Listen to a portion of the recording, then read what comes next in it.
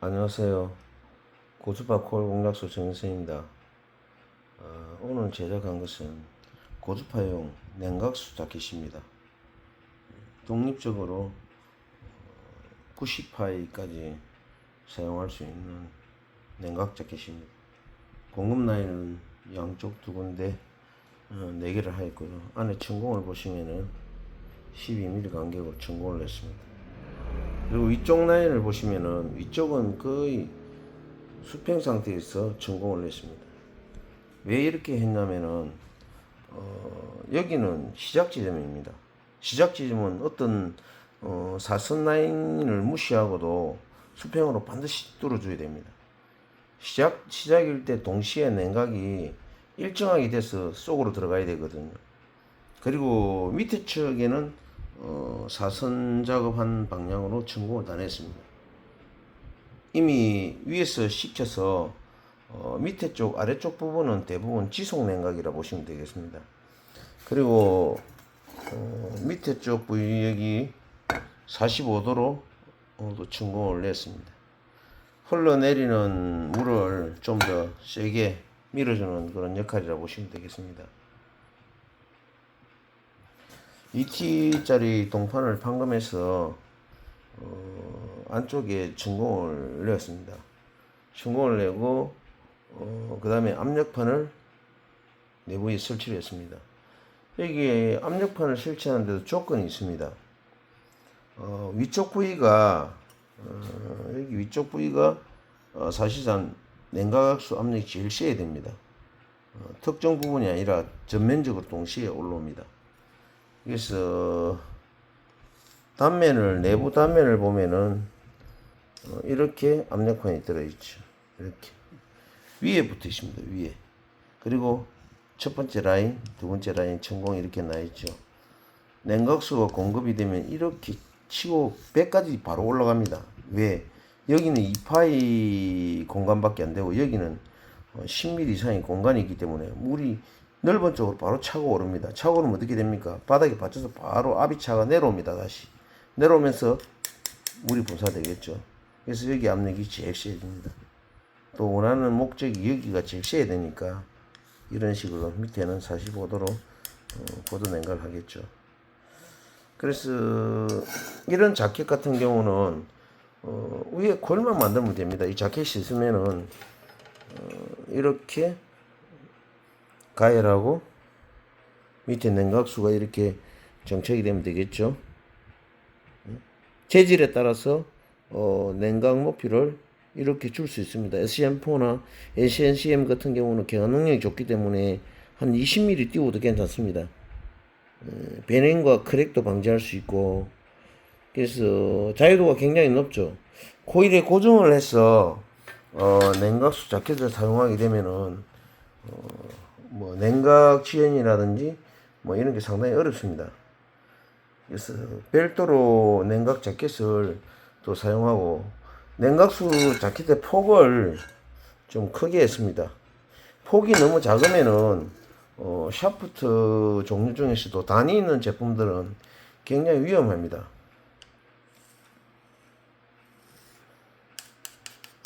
이렇게 샤프트가 되어 있다면은 코일이 가열되어서 이동하겠죠.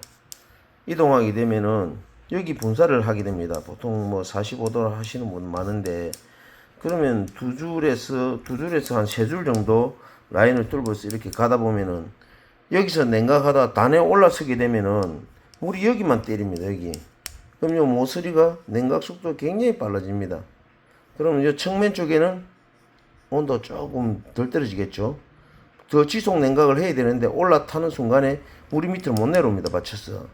그래서 이 측면 쪽에 크랙이 많이 갑니다. 여기가 가게 되면 바닥도 가게 돼 있죠.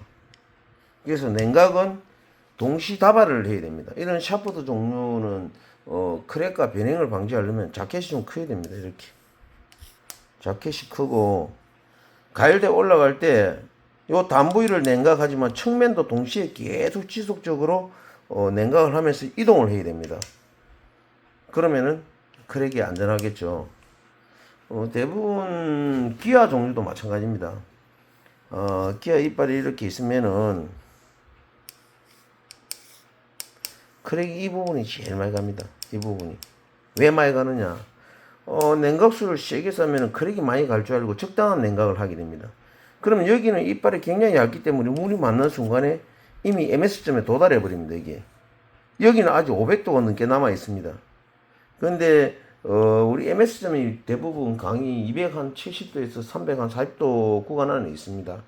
합강강 같은 경우는 뭐 320도, 30도 되겠죠. 강이 이미 여기서 경화대가 굳어진다는 거죠. 마르탄사의 조직이 만들어지고 있고 한 200도 구간에서 50% 이상 경화가 벌써 이루어져 버렸습니다. 근데 여기는 안에 화색이 돌고 있으니까 어떻게 되겠습니까? 팽창 개수가 달라요. 이미 냉각하는 과정에 크랙을 가지고 상온까지 가져오게 되어 있습니다. 그래서 기아 같은 경우는 회전도 중요합니다. 회전 속도가 너무 빠르면은 요 이빨에 부딪혀서 치즈에 물이 안 들어올 수가 있습니다. 그래서 RPM을 조금 낮추고 냉각수는 최대 압력을 쌓아서 치즈와 치부가 동시에 냉각에서 이루어질 수 있도록 하면은 전체가 수축 개수가 커지니까 크랙이 안 가겠죠. 그래서 크랙을 방지하는 목적에 냉각이 굉장히 중요합니다. 저는 냉각수 자켓을 만들면서 콜보다 더 중요하게 생각합니다.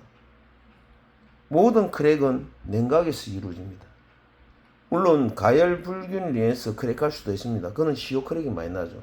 경화 형성이 불규칙하거나 하면은 응력을 못 견뎌서 터져 나오는 경우가 많습니다. 뭐 템파링 웨스도 깨지고 지속적으로 경화가 이루어지는 상태에서 경화됨으로 해서 시효 크랙이 일어나는 겁니다. 그래서 냉각수는 독립적으로 사용하고 분수공도 지금 수평으로 쌉니다. 물을.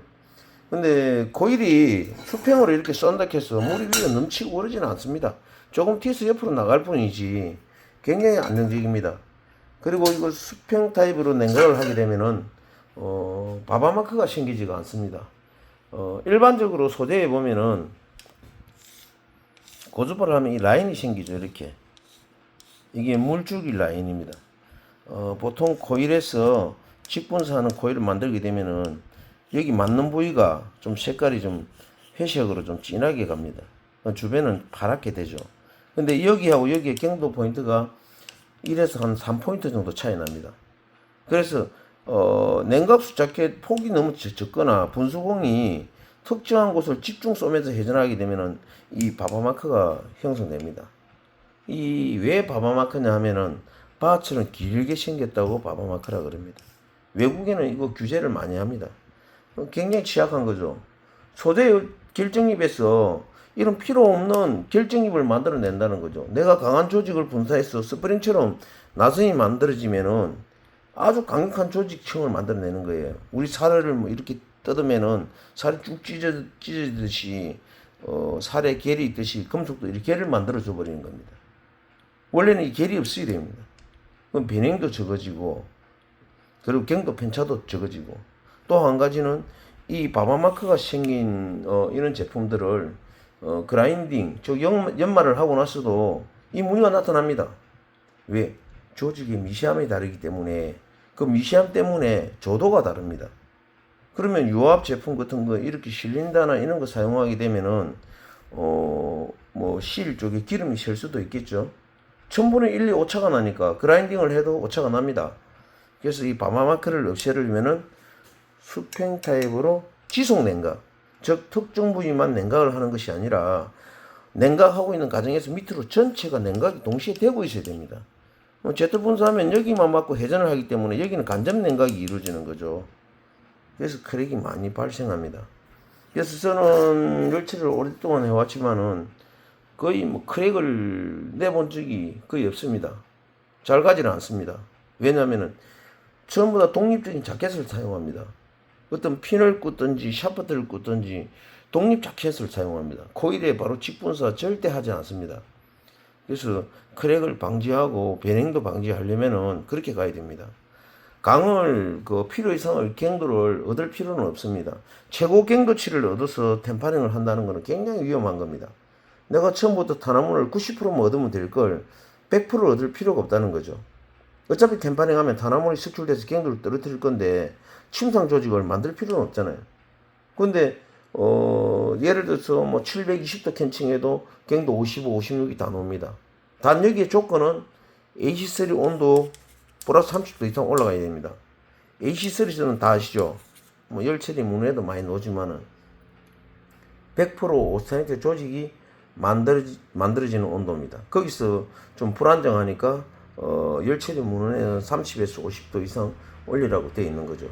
근데 이미 오스타니트 조직에서 탄소를 공해서 가져와서 680도, 700도 캔징해도 100% 마르텐사이트 조직이 나옵니다. 왜? 이미 고온에서 탄소를 가져왔기 때문에. 처음부터 720도, 730도 이렇게 하면은 미분해되는 페라이트가 나오겠죠. 그래서 냉각은 내가 가지는 특권이라 보시면 돼요. 열처리 하시는 분들이 무조건 최대치 냉각을 얻을 필요는 없습니다. 저는 SCM4도 갱도를 스펙이 35에서 45 같은 경우는 400도 캔칭합니다. 고주파 가일은 850도예요. 냉각 자켓을 60mm 밑에서 냉각을 하게 되면은 온도가 내려오면서 떨어집니다. 그럼 400도쯤에 연속 냉각을 해서 내려가면은 SCM4가 갱도 40이 나옵니다. 그럼 고온 템파링 400도 템파링 할 필요 없잖아요. 트루스타이트 조직처럼 나와요, 이게. 그렇기 때문에 열처리 하시는 분들이 냉각을 가지고 냉각수 자켓을 이렇게 독립을 시키면은 내가 원하는 갱도, 그 다음에 원하는 형상, 어떤 이런 것들을 다 뭐 크랙을 방지하면서 극복할 수 있는 겁니다. 그래서 자켓은 대부분 뭐 사이즈별로 이렇게 있으면은 코일만 제작하면 됩니다. 그래서 항상 뭐 코일과 냉각 자켓을 같이 만들면 시간도 많이 걸리고 자켓을 이렇게 활용하시면은 열처리 하는데 많은 도움이 되실 겁니다. 그리고 자켓은 구멍이 너무 많아도 안 좋아요. 이거 촘촘히 뚫으면은 좋을 것 같지만은 사실은 너무 촘촘히 뚫게 되면은 수압이 그리 세지는 않습니다.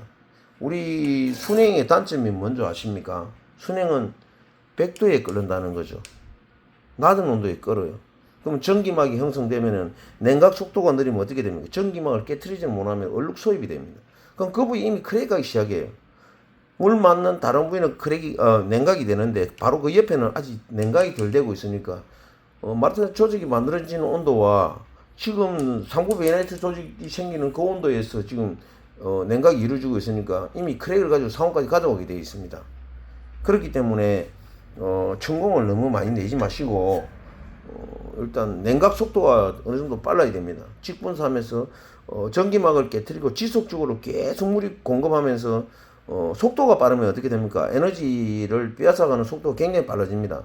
그래서 분소공을 너무 많이 촘촘하게 뚫게 되면은 냉각 속도가 오히려 느립니다. 물량은 많지만은. 그래서 그 크기에 비례해서 냉각수 구멍을 선택하는 게 좋겠습니다. 대부분 1.8에서 2파이 정도가 뭐 상당히 괜찮은 것 같습니다. 저도 대부분 이렇게 사용을 하고 있습니다. 현재 이 냉각수 자켓은 2파이로 성공했습니다. 근데 파이가 조금 커지면 물량이 좀 상당히 많이 필요합니다. 많이 필요한 같은 경우는 1.8파이로 뚫어서 구멍에 압을 더 올려주는 거죠. 조금씩 줄여서 간격도 키웁니다. 간격도 16mm씩. 파이가 큰 것들은 그렇게 촘촘하게 안 해도 전체 냉각 속도가 그만 따라갑니다. 그래서 열처리는 크랙이 굉장히 중요합니다. 크랙이 가면은 제품을 쓸 수가 없기 때문에 크랙에 대한 어떤 예방 차원. 근데 열처리 오래 하신 분들이 오늘 할 때는 괜찮은데 내일은 깨진다. 크랙에 대한 원인을 정확히 진단을 못 했기 때문에 항상 할 때마다 다른 조건이 나온다는 거는 작업하는 과정에서 눈여겨 보십시오. 냉각수 압력을 어디가 가장 적당하고 내가 냉각수 자켓을 만들었을 때 얼마나 좋은 압력으로 나오는지 확인하고 싶으면은 냉각수 양을 작업할 때 양의 절반 정도 압력을 낮춰버리면은 물이 떨어지는 게 눈으로 보일 겁니다.